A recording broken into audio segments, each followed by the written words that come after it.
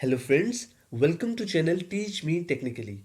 What we are going to learn in this playlist is we are going to study computer architecture and the processor what we are going to study is MIPS.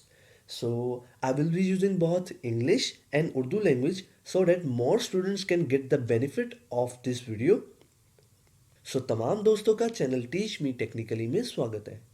इस tutorial की playlist के अंदर जो हम सीखने वाले हैं वो है कंप्यूटर आर्किटेक्चर और हम मिप्स के प्रोसेसर पर स्टडी करेंगे।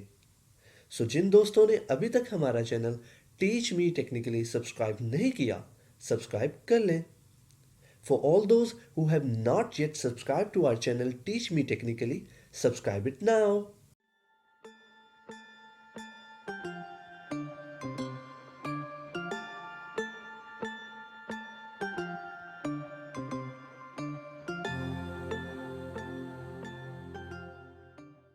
सो लेट्स स्टार्ट। आज के इस लेक्चर के अंदर हम जिस टॉपिक पे बात करने वाले हैं वो है डेटा पाथ, लोड या स्टोर इंस्ट्रक्शन का। ठीक है, सो हम देखेंगे कि लोड इंस्ट्रक्शन और स्टोर इंस्ट्रक्शन के अंदर हम कौन सा डेटा पाथ को फॉलो करते हैं। लोड स्टोर के डेटा पाथ पे जाने से पहले हमें दो कंपोनेंट्स को पढ़ना पड़ेगा, और वो एक कंपोनेंट है डेटा मेमोरी यूनिट और दूसरा है साइन एक्सटेंशन बिट। ठीक है, सो फर्स्ट ऑफ ऑल हमारे पास आता है data memory unit. Data memory unit actual में काम क्या करता है? सो जैसा कि मैंने आपको पहले बताया था कि हमारा डेटा मेमोरी यूनिट क्या करता है। डेटा मेमोरी यूनिट के अंदर फर्स्ट ऑफ ऑल हम एक एड्रेस को इनपुट करते हैं। हमारा यूनिट ये करता है कि इस एड्रेस को मेमोरी के अंदर प्लॉट करता है और देखता है कि इस एड्रेस पर क्या वैल्यू पड़ी हुई थी। जो भी वैल्यू इस एड्रेस पर पड़ी हुई है मेमोरी के अंदर, वो उसको यहाँ से आउटपुट कर देता है। इसके अलावा डाटा मेमोरी यूनिट ये फैसिलिटी भी देता है कि हमने जो भी एड्रेस यहाँ से डाटा मेमोरी यूनिट के अंदर पास किया है, हम इस एड्रेस के ऊपर जाकर कोई वैल्यू सेव भी करवा सकते हैं।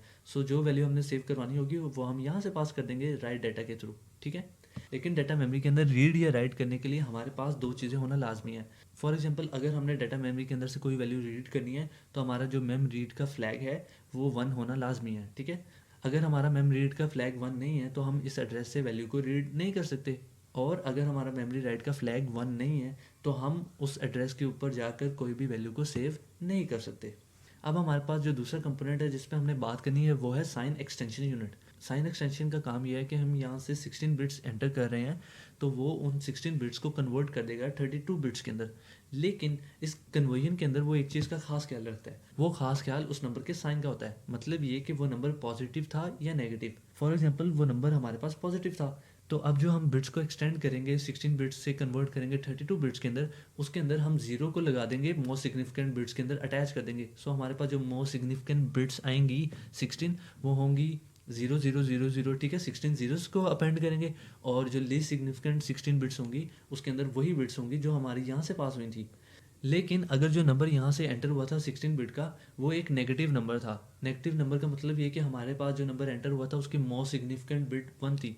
तो अब हम जब साइन एक्सटेंशन करेंगे और उस 16 बिट को 32 बिट्स बनाएंगे तो क्या करेंगे, हम ये करेंगे, हमारे पास जो मोस्ट सिग्निफिकेंट 16 बिट्स आएंगी उसके अंदर हम 1111 एंटर करवा देंगे, और जो लीस्ट सिग्निफिकेंट हमारे पास 16 बिट्स होंगी उसके अंदर हम वही बिट्स लिख देंगे जो यहाँ से एंटर हुई थी। सो इस तरह हम साइन एक्सटेंशन करेंगे और अपनी 16 बिट्स को कन्वर्ट करेंगे 32 बिट्स के अंदर, और अपने साइन का खास ख्याल रखेंगे। और अगर नंबर पॉजिटिव था तो उसको पॉजिटिव ही रहने देंगे, और अगर नंबर नेगेटिव था तो वो 16 बिट्स से जब 32 बिट्स के अंदर कन्वर्ट करेंगे तो वो नंबर नेगेटिव ही रहेगा। सो फाइनली अब हम आते हैं पूरे ओवरऑल कंपोनेंट के ऊपर कि हम लोड स्टोर के जब इंस्ट्रक्शन को एग्जीक्यूट करना चाहते हैं तो हमारे पास कौन कौन से कंपोनेंट्स यूज़ होंगे और उनको हम अटैच कैसे करेंगे। सो फर्स्ट ऑफ ऑल क्या होगा, पीसी हमें एक एड्रेस देगा, उसके बाद वो एड्रेस जाएगा इंस्ट्रक्शन मेमोरी के अंदर और वहाँ से हमारे पास इंस्ट्रक्शन निकलेगी। सो वो इंस्ट्रक्शन यहाँ पर आ गई। अब जब इंस्ट्रक्शन आ गई है तो हम क्या करेंगे, यहाँ पर आर एस को फीड कर देंगे, यहाँ पर आर टी को, यहाँ पे आर डी को। ठीक है, मतलब बेसिकली जो भी हमारे पास दो सोर्स रजिस्टर होंगे वो यहाँ यहाँ पर आ जाएंगे। जो हमारे पास अगर कोई डेस्टिनेशन रजिस्टर है और उसके अंदर हमने कोई वैल्यू को सेव करना है तो वो यहाँ पर आएगी। उसके बाद अगर हमने जो हमारे पास डेस्टिनेशन रजिस्टर है उसके अंदर कोई वैल्यू सेव करनी है तो वो यहाँ पर आएगी। उसी तरह जैसे मैंने आपको रजिस्टर फाइल का पहले स्ट्रक्चर बताया हुआ है। ठीक है, सो हमने क्या किया, जो यहाँ पर सोर्स रजिस्टर्स आए हैं उसकी वैल्यू को यहाँ पर लोड किया। ठीक है, हमारे पास यहाँ पर एक सोर्स रजिस्टर की वैल्यू आ गई, हमने यहाँ पर अरिथमेटिक और लॉजिक यूनिट को अटैच किया, और यहाँ से हमने क्या किया, हमारे पास जो इंस्ट्रक्शन आई है उसी के अंदर से हमने 16 बिट्स को गेट किया, 16 बिट को 32 बिट्स में कन्वर्ट किया। सो ये एक साइन एक्सटेंशन हो गया। ठीक है, अब हमने जो यहाँ से कन्वर्जन किया है उसको यहाँ पर अटैच कर दिया। सो हमने ALU के अंदर एक तरफ से रजिस्टर नंबर 1 की वैल्यू को एंटर करवाया और यहाँ से हमने करवाया 32 बिट्स को, ठीक है। अब हमारे पास ये आ गया। इसके बाद क्या होता है कि इसके बाद क्या है कि हमारा जो ALU है वो एक रिजल्ट प्रोड्यूस करेगा, और वो एक्चुअल में क्या कर रहा है, एक एड्रेस को कंप्यूट कर रहा है। अब हमने ये किया कि यहाँ से जो एड्रेस प्रोड्यूस हुआ है उसको हमने पास कर दिया डेटा मेमोरी के अंदर, और डेटा मेमोरी क्या करती है, या तो रीड कर सकती है या राइट। फॉर एग्जांपल हमने क्या करना था, जो एड्रेस हमने कंप्यूट किया है उस पर जाके हमने कोई वैल्यू सेव करनी थी, तो हमने क्या किया कि यहाँ पर राइट डाटा के अंदर एक वैल्यू को पास कर दिया, ठीक है, यहाँ से लेकर पास कर दिया।